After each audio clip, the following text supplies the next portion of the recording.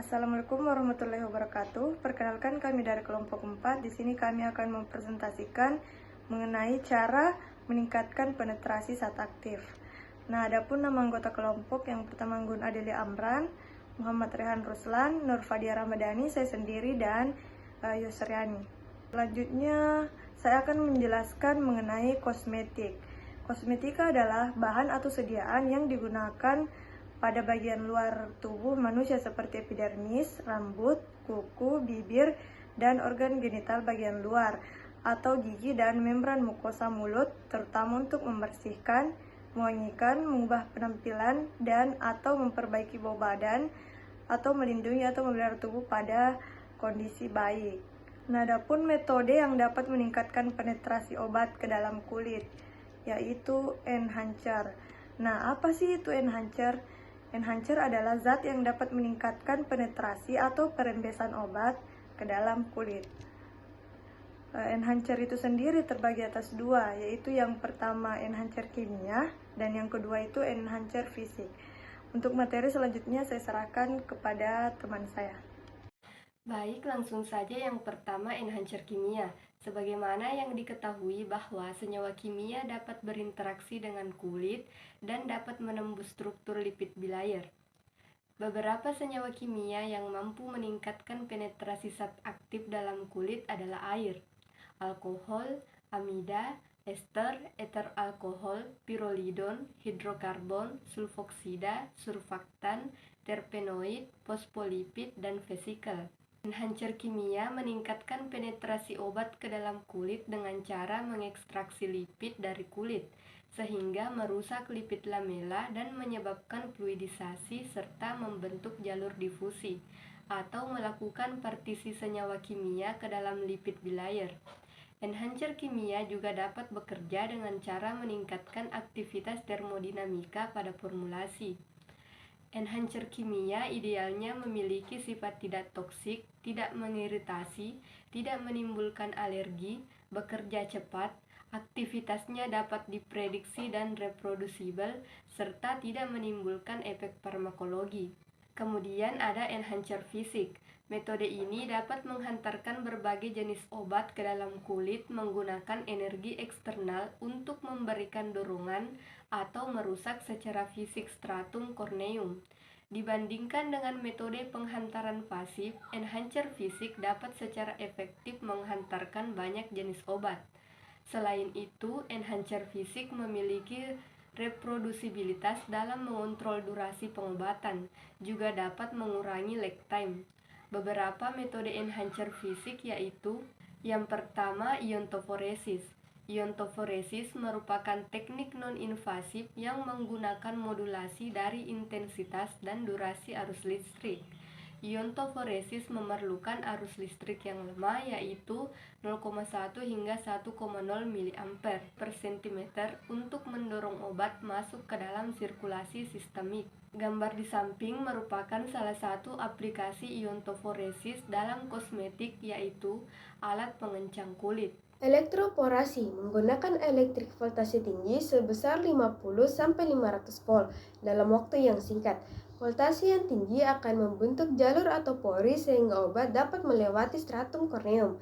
Molekul kecil lipofilik dapat berpartisi ke dalam stratum corneum, tetapi molekul hidrofilik atau molekul bermuatan tidak dapat menetrasi secara signifikan.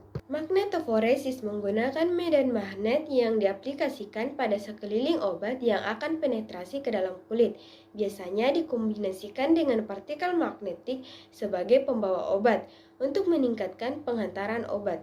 Mekanisme magnetoforesis secara magnetorepulsi yaitu adanya dorongan yang dihasilkan oleh medan magnet dari pembawa obat sehingga obat dapat ditekan masuk ke dalam kulit.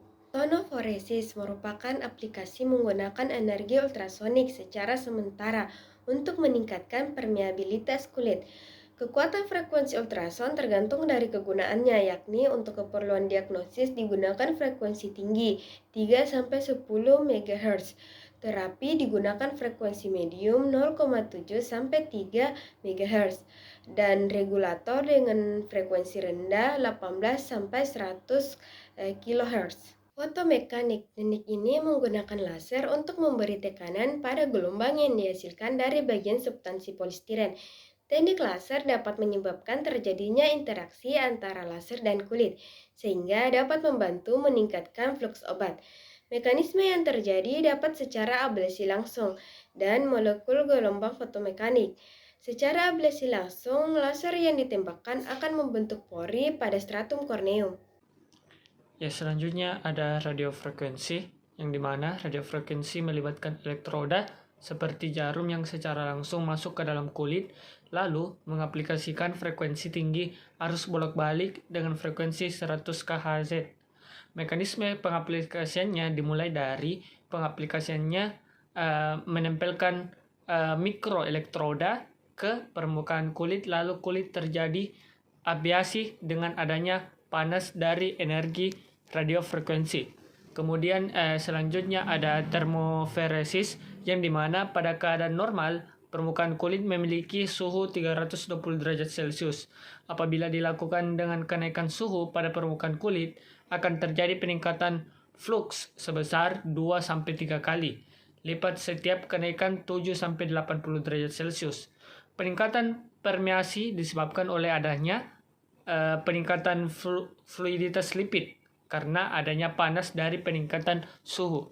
Yang terakhir ada microneedle, yang dimana microneedle merupakan teknik secara mekanik berupa jarum ukuran miron yang memiliki panjang 100-500 mikrometer. Jarum dari sediaan microneedle hanya menembus sampai epidermis sehingga tidak menimbulkan rasa sakit terhadap kulit. Microneedle membentuk jalur untuk dilewati oleh obat dalam kulit. Obat yang dilepaskan kemudian menuju ke dermis lalu ke sirkulasi sistemik. Adapun mekanisme dari setrika wajah yaitu radiofrekuensi treatment atau biasa disebut sebagai setrika wajah adalah prosedur kecantikan non bedah untuk mengencangkan kulit seseorang. Alat yang digunakan berbentuk tongkat kecil yang mampu menghasilkan gelombang radio. Gelombang tersebut mampu memanaskan kulit dengan tingkat 50 hingga 75 derajat Celcius. Rentang suhu tersebut diketahui dapat merangsang pembentukan kolagen.